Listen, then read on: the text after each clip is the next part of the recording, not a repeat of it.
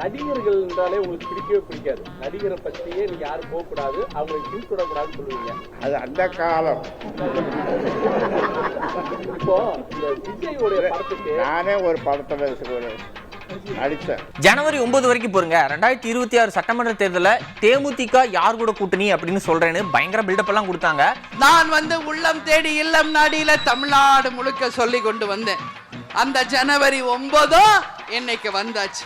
அரசியல் அப்படிங்கிறது ஒரு படத்தின் மூலம் தீர்மானிக்கப்படுவதல்ல. ஒரு படத்துல ஒருத்தர் நடிக்கிறாங்கன்னா அதுல ரீடேக் எடுத்துக்கலாங்க ஐயா, ரீடேக் எடுத்துக்கலாம். வில்லனுக்கு தான் அடி விழுவும், ஹீரோக்கு எப்பவும் அடி விழுவாது. வெல்கம் டு பாலிடிக்ஸ் பேசுறாங்க.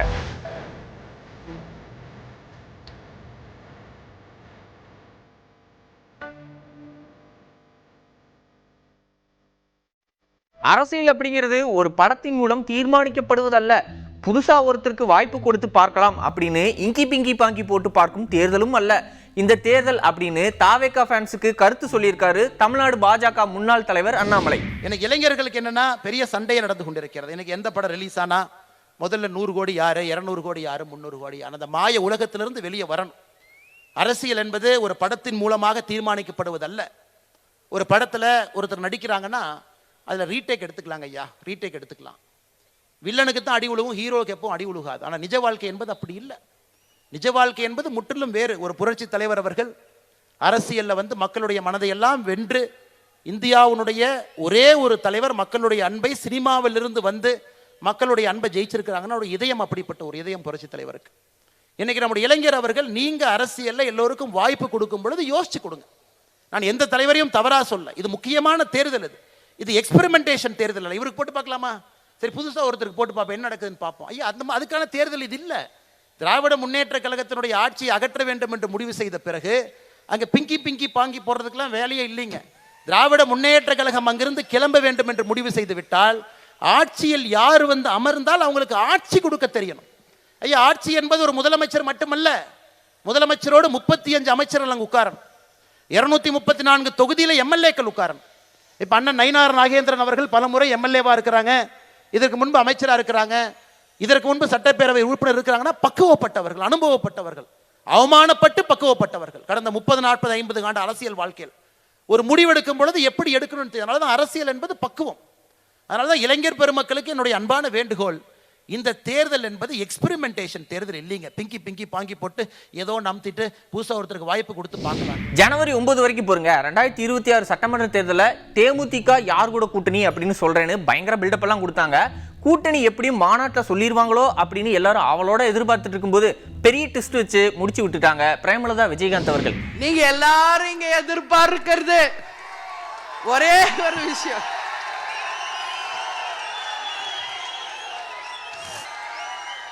ஜனவரி 9 யாருடன் கூட்டணி என்பதை நான் உள்ளம் தேடி இல்லம் நாடியில தமிழ்நாடு முழுக்க சொல்லி கொண்டு வந்தேன். அந்த ஜனவரி 9 இன்னைக்கு வந்தாச்சு. யாரோட கூட்டணி நாம் வைக்க வேண்டும் என்ற முடிவை எடுத்து விட்டாச்சு.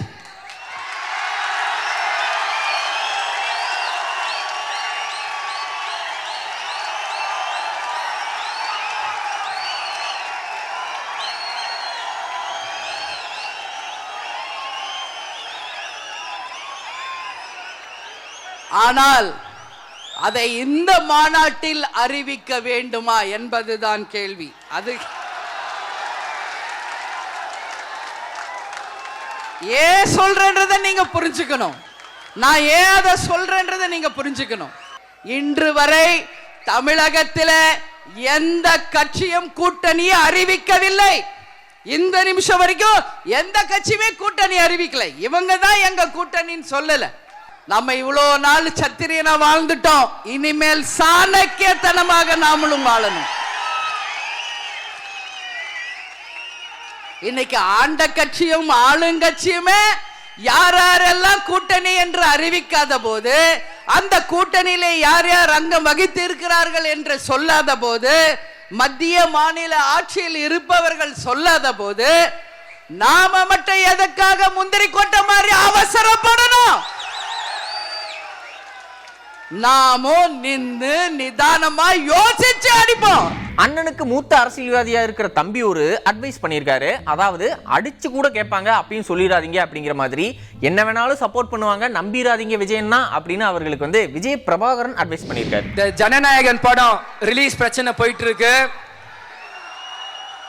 விஜய் அண்ணனுக்கு அவரோட தம்பியா உங்க அண்ணனோட மகனா ஒரு சின்ன ஒரு அட்வைஸ். ஏன்னா அரசியல் மூத்தவர், நீங்களே என்கிட்ட சொன்னீங்க. அண்ணா ஒரு சின்ன அட்வைஸ். இன்னைக்கு காங்கிரஸ் என்ற கட்சி அவங்க கூட்டணியில் அவங்க பேரத்தை பேசுறதுக்காக உங்க படத்தை சப்போர்ட் பண்றாதீங்க, நம்பிராதீங்க. அதை வந்து தூண்டியில போடுற மாதிரி மீன் மாட்டிக்காதீங்க. நீங்க நல்லா வரணும், ஒரு சின்ன அட்வைஸ் அதுதான். ஏன்னா அவங்க என்ன பண்ணாங்கன்னு விருதுநகர்ல எனக்கு தெரியும். அவங்கள நம்பிராதீங்க. உங்க படம் சினிமா துறையோட சேருங்க. அவங்க சப்போர்ட் பண்றாங்க ஆஹோன்னு நம்பி உங்க கூட கூட்டணி வர மாதிரி வந்து அங்க பேரத்தை உசுப்பி அங்கதான் இருப்பாங்க, எங்கேயோ அவங்க போக மாட்டாங்க. அதனால விஜய் ஒரு சின்ன அட்வைஸ் இது. பிடிச்சிருந்தா ஏத்துக்கோங்க, பிடிக்காத ஏத்திக்கோங்க. நல்லதுக்கு நான் சொல்றேன். அதுதான். காங்கிரஸ் கட்சியை சீண்டிய தேமுதிக விஜய் பிரபாகரன் அவர்களுக்கு தமிழ்நாடு காங்கிரஸ் தலைவர் செல்வ பெருந்தகை அவர்கள் பதில் கொடுக்கணும்ல, இதா கொடுத்திருக்காரு. தேமுதிக மாநாட்டில் விஜய் பிரபாகரன் சொல்றாரு என்னன்னா, காங்கிரஸ் தூண்டில விஜய் சிக்காம இருக்கணும் அப்படின்னு அட்வைஸ் கொடுக்கிறாரு. ஏன்னா இப்போ சென்சார் போர்டு சம்பந்தமா காங்கிரஸ் பேரியக்கம் தம்பி பிரபாகரன் பேசியது கடலூரில. காங்கிரஸ் பேரியக்கம் எப்பொழுதும் கொல்லைப்புற அரசியல் செய்யாது, நேர்மையாக அரசியல் செய்யும், நேர்மையாக பேச்சுவார்த்தை நடத்தும்.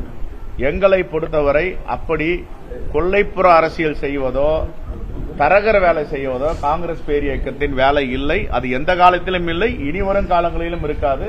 அதை புரிபவர்கள் புரிந்து கொள்ள வேண்டும். எங்களை பொறுத்தவரை இந்தியா கூட்டணி தமிழ்நாட்டில் வலிமையாக இருக்கிறது. இதை எங்களுடைய தலைமை இந்தியா கூட்டணியோடு பேச்சுவார்த்தை நடத்துவதற்கு ஒரு குழு அமைத்திருக்கிறது. இந்த குழுவுடைய தலைவராக திரு கிரீஷ் சோடங்கர் இருக்கிறார்.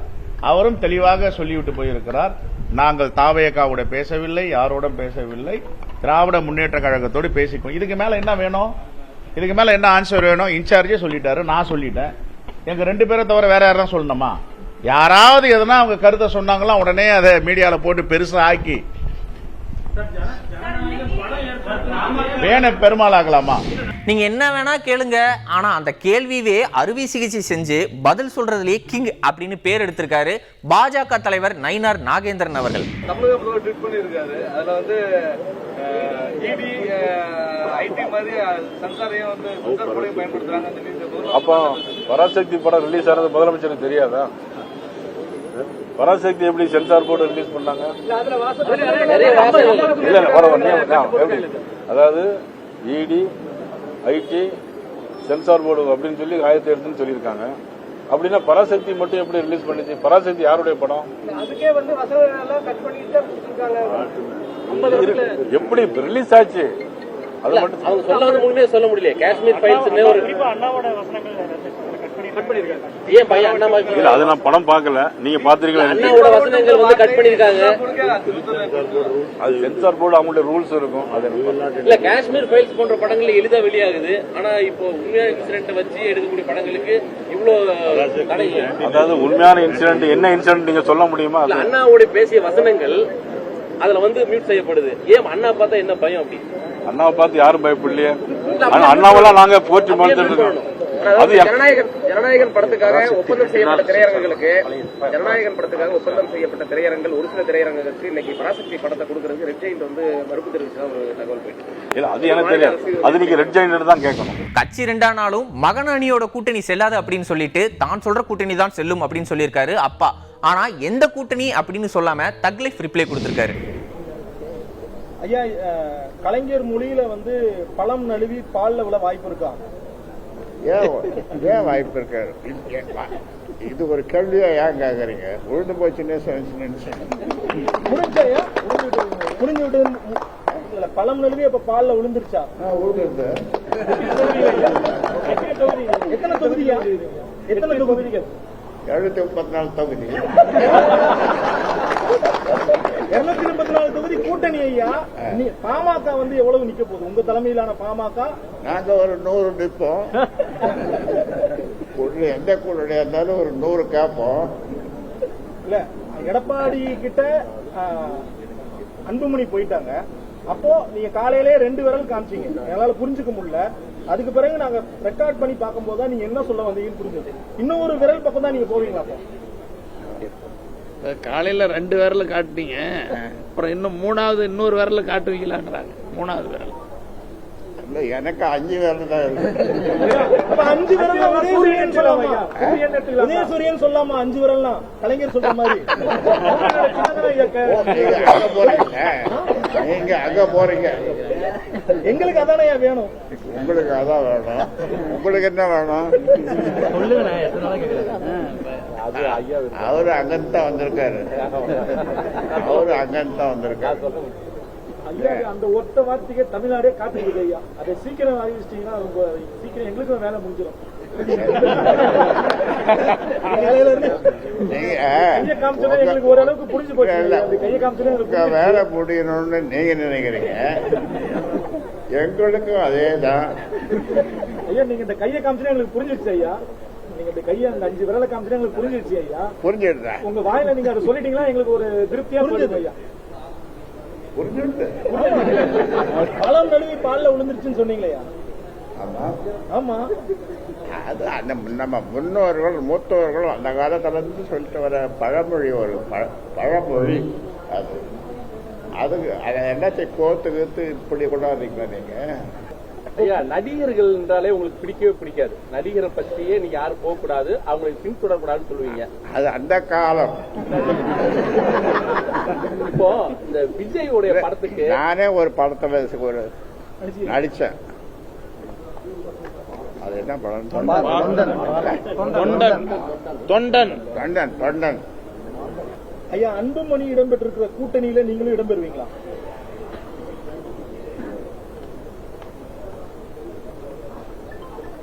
இந்த கேள்விக்கு இப்பொழுது என்னால் பதில் சொல்ல முடியாது. நாட்கள் போகட்டும். அது நகர்ந்து போனாலும் சரி, இல்லை வேகமாக போனாலும் சரி, அது போகட்டும். அப்பொழுது அது உங்களுக்கான பதில் கிடைக்கும். எந்த கட்சி வேணாலும் என்னை எப்படி வேணாலும் அட்டாக் பண்ணலாம், ஐ டோன்ட் கேர் அப்படின்னு சிலம்பம் சுத்தி சமத்துவ பொங்கலை தன்னுடைய கொளத்தூர் தொகுதியில கொண்டாடி இருக்காரு முதலமைச்சர் மு.க. ஸ்டாலின் அவர்கள்.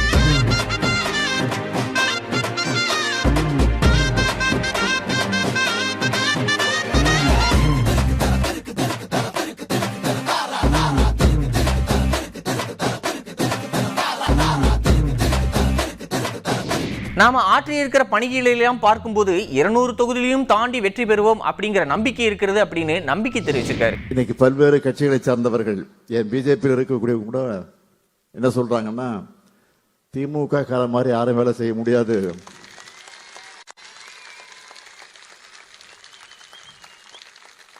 இன்னும் சொல்லணும்னா 67 அண்ணா தலைமையில் ஆட்சி அமைஞ்சப்போ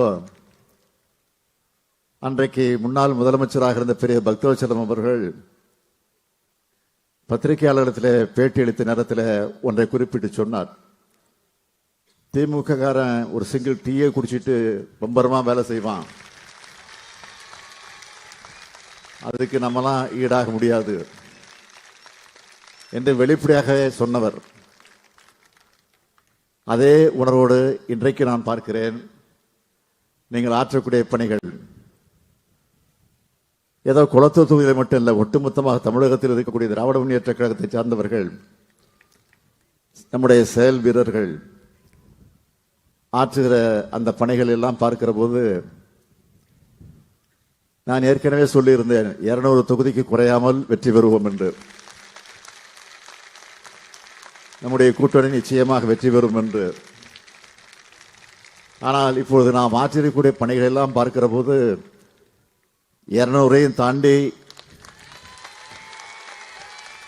வரும் என்ற நம்பிக்கை எனக்கு வந்திருக்கு. ஆக அந்த நம்பிக்கையோடு பொங்கல் விழாவை நாம் கொண்டாடுகிறோம். தாவேக கூட கூட்டணியா அப்படிங்கிற கேள்விக்கு பொறுமையா இருங்க அப்படின்னு பொறுமையா சொல்லியிருக்காரு ஓ பன்னீர்செல்வம் அவர்கள். அதாவது தை பிறந்தால் தானே வழி பிறக்கும், அது வரைக்கும் பொறுமையா இருக்கும். ஐயா, தாவேகாவுடன் கூட்டணி அமைக்க வாய்ப்பு இருக்கிறதா சொல்றாங்க. தாவேகா பொறுமையா இருக்கு. ஐயா, தாவேகாவுடன் கூட்டணி அமைக்க வாய்ப்பு இருக்கிறதா சொல்றாங்க. தாவேகா பொறுமையா இருக்கு. கூட்டமா நிக்கிறதுக்கும் கூட்டத்துல ஒருத்தனா நிக்கிறதுக்கும் வீரமும் துணிவும் தேவையில்லை, என்ன மாதிரி தனியா நிக்கிறதுக்கு தான் வீரமும் துணிவும் தேவை அப்படின்னு கூட்டணியை பத்தி பேசியிருக்காரு நாம் தமிழர் ஒருங்கிணைப்பாளர் சீமான் அவர்கள். கூட்டமா நிக்கிறதுக்கு, கூட்டத்துல ஒருவனா நிக்கிறதுக்கு வீரமும் துணிவும் தேவையில்லை, தனிச்சு நிக்கிறதுக்கு தான் வீரமும் துணிவும் தேவை. அப்படி கூட்டமா நிக்கிறவங்க யாருன்னு நீங்க முடிவெடுத்துக்கிறீங்க. தனிச்சு வீரத்தோடும் துணிவோடு நிக்கிற நாங்க யாருன்னு நீங்க தான் முடிவெடுத்துக்கணும். அதனால வணங்குகிற சாமியை பத்தி கவலைப்படுகிற கட்சி இருக்கும், மக்களின் வாக்கை எப்படியெல்லாம் பறிக்கிறது அப்படின்னு ஒரு கட்சி இருக்கும். கட்சி அரசியல், தேர்தல் அரசியலையே சிந்திக்கிற எல்லாரும் ஒரு பக்கம் நிக்கிறாங்க. மக்கள் அரசியல், மக்களை பற்றி சிந்திக்கிற மக்கள் அரசியல் செய்கிற கூட்டம் நாங்க தனியா நிக்கிறோம், மக்களோடு சேர்ந்து மக்களுக்காக நிக்கிறோம்.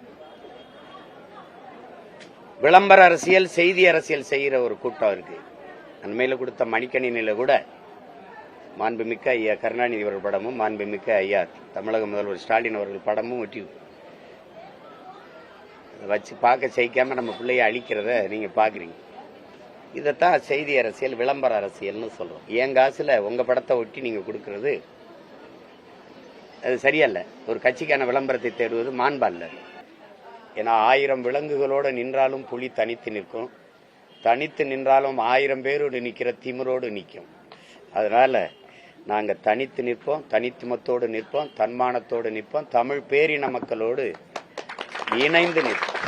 இன்னைக்கு மாதிரியே நாளைக்கும் யாரெல்லாம் அரசியல் பேசியிருக்காங்க அப்படிங்கிறத நாளைக்கு எபிசோட்ல பார்க்கலாம். அதுவரை நன்றி, வணக்கம்.